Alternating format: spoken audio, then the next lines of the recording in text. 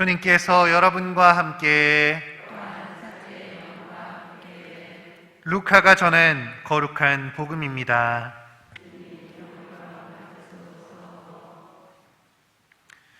요한의 심부름꾼들이 돌아가자 예수님께서 요한을 두고 군중에게 말씀하기 시작하셨다. 너희는 무엇을 구경하러 광야에 나갔더냐? 바람에 흔들리는 갈대냐? 아니라면 무엇을 보러 나갔더냐? 고운 옷을 입은 사람이냐? 화려한 옷을 입고 호화롭게 사는 자들은 왕궁에 있다. 아니라면 무엇을 보러 나갔더냐? 예언자냐? 그렇다.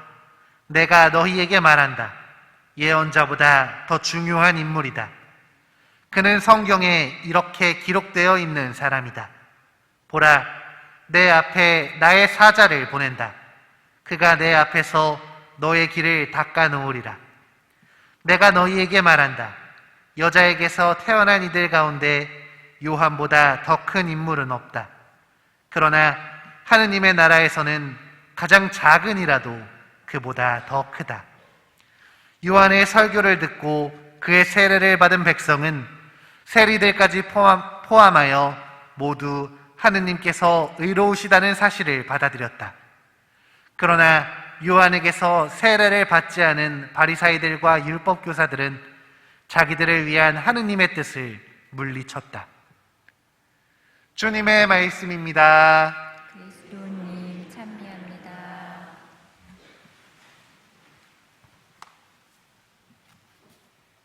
참예수님, 오늘 복음에서는 예수님께서 요한을 두고 군중에게 말씀하고 계시죠. 그런데 오늘의 이 말씀에서 쉽게 이해되지 않는 부분이 있는 것 같습니다. 요한의 설교를 듣고 그의 세례를 받은 백성은 세리들까지 포함하여 모두 하느님께서 의로우시다는 사실을 받아들였다 하는 부분이죠. 죄인으로 매국노로 인식되었던 세리들마저도 세례를 받고 나서 하느님이 의로우신 분임을 받아들였다는 이야기. 조금 이상하시지 않나요? 저만 이상한가요? 그럼 한번 생각을 해보시면 좋을 것 같습니다. 그들은 세례를 받기 전에, 이 요한의 세례를 받기 전에는 하느님이 의로우시다고 받아들이지 못했던 걸까요?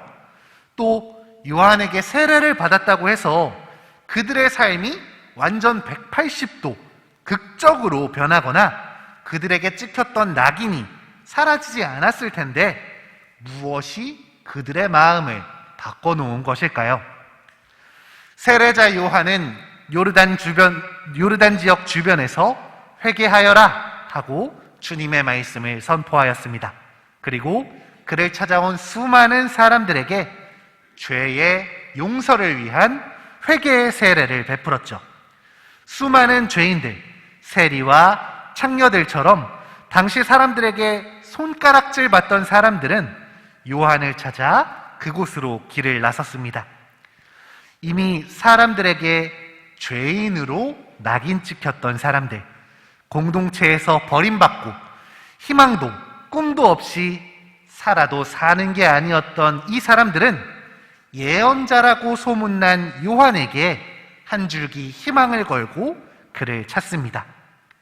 이 사람은 비참한 인생을 살아가는 우리들에게 무언가 답을 줄 거라고, 우리가 어떻게 해야 하는지를 알려줄 거라는 그런 기대를 가지고 요한을 찾아갔던 것입니다. 요한은 자신을 찾아온 이 사람들에게 하느님께서 너희의 회개를 원한다고 선포하였습니다. 매일매일을 걱정과 후회로 살아왔던 이 죄인들에게 회개라는 말은 이미 수없이 들었었기에 크게 와닿지 않았겠죠. 그런데 요한은 자신의 세례가 어떤 세례인지를 알려주었습니다.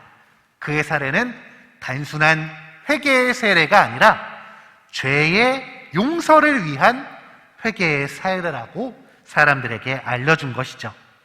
이 회개의 세례 다음에는 죄의 용서가 있다고, 하느님께서 너희를 용서하신다고, 그러니까 이제 회개해야 한다고 그들에게 말했던 것입니다.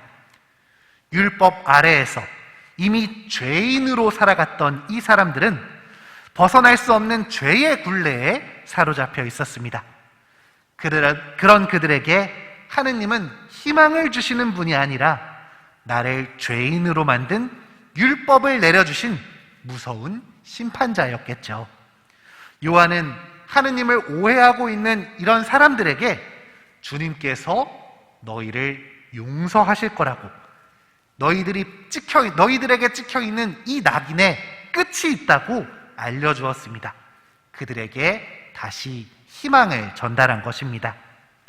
오늘 일독서에서 이사야 예언자가 이스라엘 백성에게 했던 이야기를 한번 떠올려 보십시오.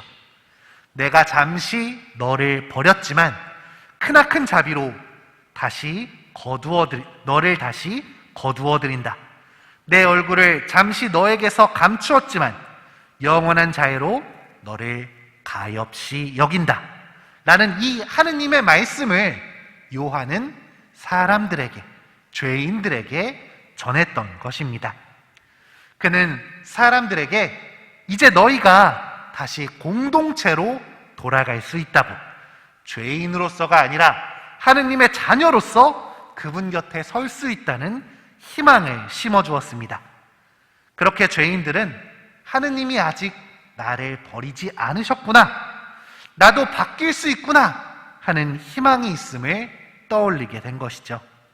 그들은 요한의 세례를 통해 나를 사랑하시고 포기하지 않으시고 가엾이 여기시는 하느님의 의로우심을 그제서야 받아들일 수 있었던 것입니다. 끊임없이 죄를 반복하고 있는 사람들은 이때 당시의 죄인들뿐 아니라 여기 있는 우리들도 마찬가지입니다. 우리도 살아가면서 계속해서 죄를 반복하고 있습니다. 그러나 이렇게 부족한 우리가 희망을 가질 수 있는 이유, 구원에 대한 기대를 할 수 있는 이유는 주님께서 우리의 죄를 용서하시기 때문입니다. 죄 속에 있는 우리를 가엾이 여기시어 우리를 포기하지 않으시고 죄의 용서를 위해 당신의 아들을 보내주시기에 여기 있는 우리는 희망할 수 있는 것입니다. 우리의 죄를 용서하시기 위해 곧 아기 예수님께서 다가오십니다. 그렇다면 그 전에 우리가 해야 할 것이 있겠죠. 죄의 용서를 위한 회개의 세례를 요한이 베풀었던 것처럼 죄의 용서를 위해 예수님께서 오시기 전에 우리는 회개의 세례, 마음의 회개를 해야 할 것입니다. 부족하지만 최선을 다할 수 있는, 우리의 노력을 기울일 수 있는 시간이 지금 필요합니다. 주님이 다가오심을 준비하는 이 시기에 우리는 다가오시는 하느님께 걸맞은 사람이 되어야 합니다. 더 깨끗한 마음으로, 더 정결한 몸과 마음으로 다가오시는 주님을 모실 수 있도록 노력하는 오늘 하루가 되셨으면 좋겠습니다.